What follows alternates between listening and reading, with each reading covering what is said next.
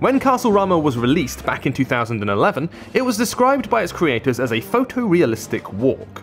Its apparent success has led to a fully fledged game called Return to Castlerama. In this instance, the term photorealistic walk is only partially apt. While there are some nice lighting effects, it's hardly what we'd call photorealistic. But you definitely do a lot of walking.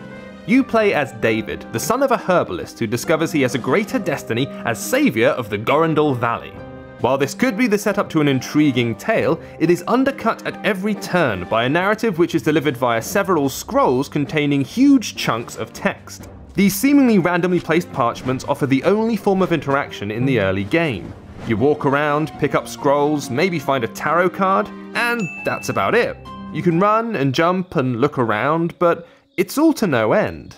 For instance, once you leave your house, you encounter merchants around the town.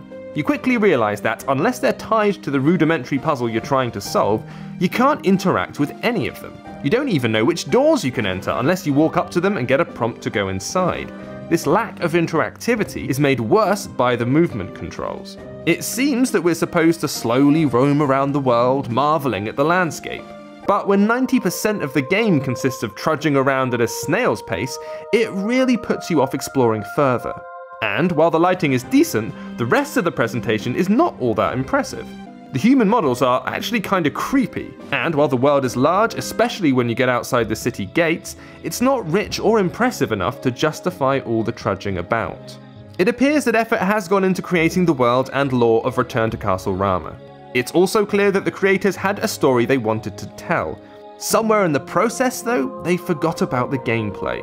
Some might have the patience to push forward regardless, but ultimately it's a highly niche title, one that even adventure game fans are going to have a hard time enjoying.